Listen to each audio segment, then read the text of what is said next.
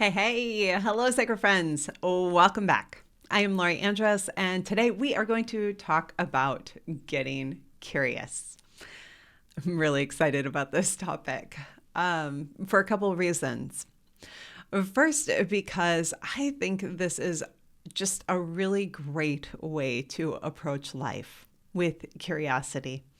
It's just really a central part of how my mind and my brain works, a sense of curiosity and desire to experience life differently, to get to know myself more intimately, to create a deeper relationship with spirit, and to create a deeper relationship with myself.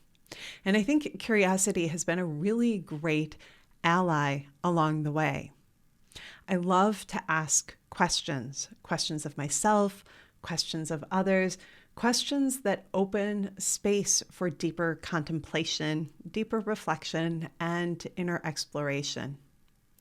If you've ever done a program or a class with me, you know that I am a big fan. I say big fan, big is not a big enough word for that, but I'm a really big fan of reflection rituals. And I often share a little bit of information as to why, but and I'll just touch on that a little bit here because I think it's such an important piece. The thing with reflection rituals is that it opens a space for us to move into a place of contemplation, and it opens pathways for deeper connection within ourselves. The beautiful aspect of rituals is that we circle back to something again and again and again. And it's through the process of asking ourselves questions on a consistent basis, on a regular basis, on a ritual sort of practice, that we begin to open the doors for deeper connection. It becomes an actual practice. I think curiosity and self-questioning from a place of, from the desire to expand and to grow is really powerful. Now, I use that phrase self-questioning, and I felt myself pause. So perhaps you just paused with me. I want to be really clear because there's the self-questioning that we sometimes do that can interrupt a flow, that can put our momentum to a halt. It's the type of questioning that causes us to stop, to doubt ourselves, to feel insecure, to feel uncertain. What I want to invite here is not the questioning that causes you to stop yourself, but rather the questioning that opens space for you to know yourself, love yourself, and trust yourself even more courageously and wholly than you have in the past. So that when you bump up against moments where you begin to doubt yourself and question yourself from the place of doubt and uncertainty, you're able to reframe that into a way that's empowering and propels you forward. This is a big nuanced, there's a nuance there, right? And I want to invite you to sink into this conversation with me from that place today, from the place of personal expression, expansion, growth, development, and self-love. All right, so let's talk about this idea of asking ourselves questions, getting curious. I think I was always a curious person, but I didn't always feel a sense of permission around asking questions. And I think that's a part of myself that I actually shut down for a significant part of my life, especially through my childhood, early adulthood, through, high school, college. There was a part of me that didn't feel like I had permission to ask questions, whether it was of other people, whether it was about learning, whether it was about what's the right thing to do, the next thing to do. There was a part of me that felt there was some sort of permission piece around that. And along the way, as I really dove into this place of inner exploration, I began to discover that that's the place where a lot of amazing answers live, is in that place of curiosity and question. And somewhere along the way, it became one of my greatest allies. So let's talk a little bit about this piece of curiosity and asking questions as a pathway for opening doors for inner connection, insight, and deeper understanding.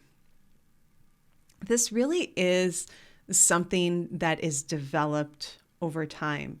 And I actually think, I spoke earlier about how in my earlier years, my life, I didn't feel like I had permission to ask questions. And I actually think that it is through reflection rituals that I began to learn how to explore through reflection, through questions, through actually answering them fully. Now, I want to kind of circle with a little bit here around this piece of reflection rituals. And one of the things that I think is really important in the process of working with reflection rituals and really unearthing and exploring our inner wisdom. Often we can ask questions of ourselves and get a very quick, immediate response. And sometimes, depending on where we are in our path or how accustomed we are to answering our own questions or asking ourselves questions, those answers can be deep and really get to the core, or they can be the same surface answers that we answer all the time, or we can spiral through the same answer. Now, when I look at reflection rituals, to me, it is a prompt to sit down and let myself just write. And part of what happens in the writing process, in answering my own questions, is that there is a flow that begins to happen. I write out some of the things, and there's, you probably can relate to this, answers that I just give myself or stories that I just tell myself over and over. But then underneath that, once that's actually been written out, the real message, the real nugget, the real awareness or aha begins to emerge. Now, one of the things that I've discovered over time is that when I sit with questions and I just ask myself a question, if I don't take time to begin writing down some of the things that are coming out and actually give them their space, I stay in that loop. The same thing shows up, the same answer shows up. And the underneath piece that I'm actually trying to create space for isn't quite able to be revealed. It sounds kind of funny, doesn't it? But what happens when we put pen to paper is we engage another part of our brain and we move into a more creative flow. The next thing that happens is that we are actually giving space for the energy that has been cycling and cycling and cycling on repeat. Yeah, when we have something that's moving on repeat through our minds, through our bodies, through our emotions, and it's like just staying there, and it's just, cycle and rinse and repeat over and over and over. We need to give that energy a place to go. We need to give it someplace else to go. Now, this is where I love to step into ceremony. I love to step into actual rituals and journaling. I love to move energy in many different ways. Reflection rituals are an incredible way to do that because it actually lets us process on paper what wants to come out. Now, for a long time, I wouldn't let myself write things down. I was embarrassed. I was worried about who would find things, who would read them, who would, what judgments or assumptions people would make about my inner thoughts. I was scared about that. I was uncomfortable with my own inner thoughts and my own emotions. And what I started doing so that I could be able to let things begin to flow was that I would write things out. And if I felt like, oh, I'm a little sensitive to having anyone read this, I would actually start burning it. I would just take the piece of paper and I would burn the piece of paper. And it became this really beautiful, sacred ritual for me, this way of processing some of the deeper emotions that were there, moving them, letting them flow through. But then it also helped me to unearth the deeper answers, the deeper connection with myself. And what happened over time is that I began to nurture a relationship within myself. I began to create a trusting and safe space for my emotions to be expressed, for them to be voiced, for them to be processed.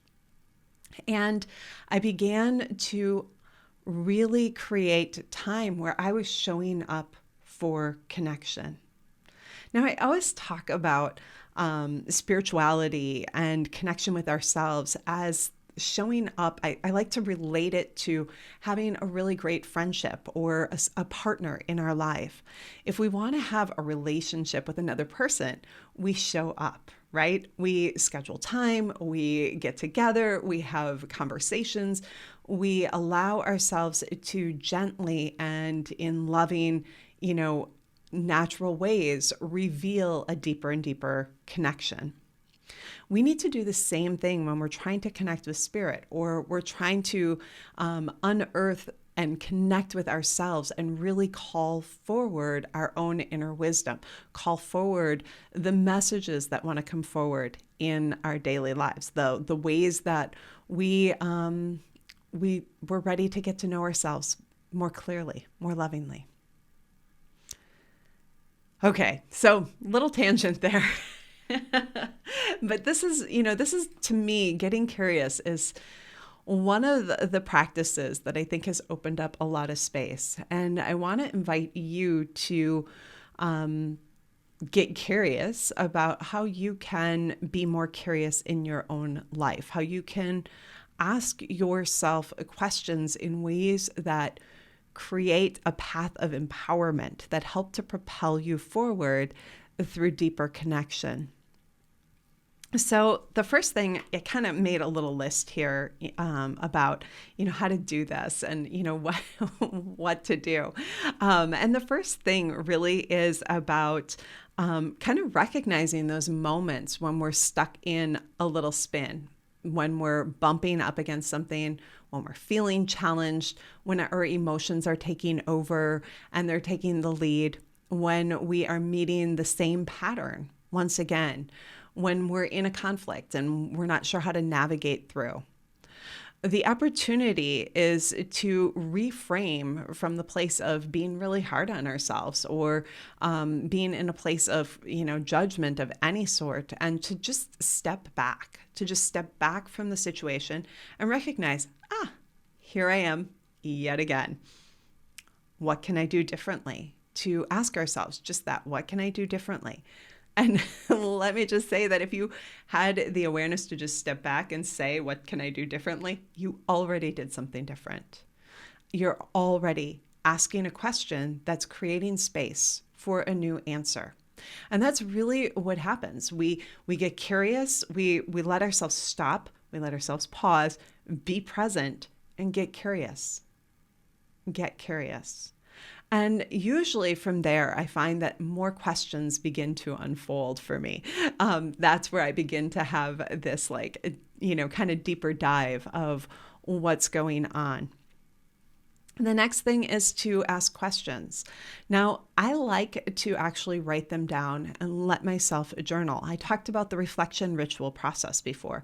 I find that when I write the question down, I write the answer, things emerge that are unexpected, things that I couldn't see before. It's like my logic and reason and the part of me that comes into defend or fight or kind of maintain, what's been sameness in my life is able to relax and soften. And the creative aspects of my brain are able to step in and be engaged and active. They're able to open creative space. And this is part of what happens when we get curious. We open up space for creativity, and creativity leads to answers that we couldn't otherwise see. It leads to insights, leads to deeper connection. So we get curious, we ask questions, and then the third thing is that we create space for answers. I know that sounds like a big one. How do we create space? Yeah, I think so often we feel like a question needs to be asked and answered immediately. whether we're asking a question of another person, or we're asking the question of ourselves, or we're asking the question of spirit. But the reality is that we need to have space for answers to emerge. I think this can be one of the most challenging aspects of really getting curious. I think we live in a time where we can Google an answer really quickly. We can ask questions and have them answered immediately. And we can, look things up so fast. I mean, hello, we're all carrying a phone. Almost all of the time. Okay, maybe not all of us, but I know that I always have a phone in my pocket and I can pop it out and I can Google, who, what, when, where, why, how, right?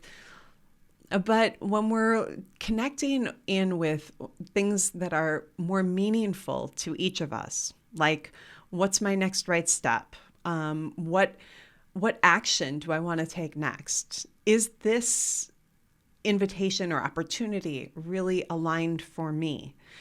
Does this match my energy? Will this help me grow? Will this help me to expand? Some of those types of questions require a little bit more space. And this is where I think giving ourselves space to breathe, taking our questions to ceremony is really helpful. What happens is we step into ceremony or we give our questions space to breathe, and spirit has space to show up. Other support in the world shows up for us. Things align and come into connection in ways we couldn't anticipate or see or plan. New possibilities emerge. Time and again, I see this unfold.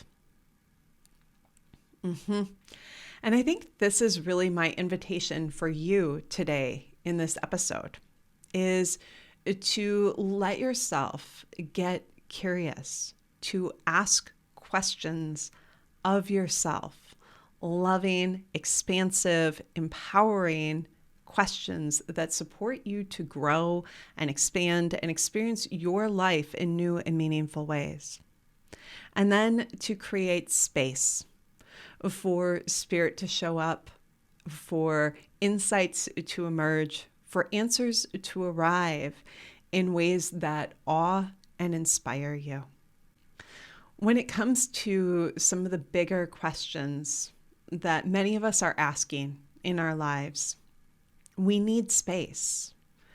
I know you're watching this video, you're paying attention here, you're listening because in your heart, there's a longing for a deeper connection with yourself, with spirit, with life, and you're looking for ways for that to expand. And those big questions are not quick, short answers. They need space and time to emerge, and they need repeated curiosity. They need a journey that lets you go deeper and expand a little bit more. Okay, so with that, my sacred friends, I want to thank you for joining me. And if you'd like to go a little bit deeper, I have an upcoming 5-day journey called the Activated Soul. It is a 5-day journey to connect with meaning and purpose. Yes, we will be getting curious, we will be getting creative, and we will be connecting within, with spirit, with the earth. And I would absolutely love for you to join me. This journey kicks off on Sunday, March 5th. You can head on over to my website, loriandrus.com/activated soul, and I'll put the link in the show notes so you can find it there. I'd love for you to join me. Let's have fun. Let's sink into creative and soulful time together. I wish you a beautiful day, and as always, shine brightly, my friend.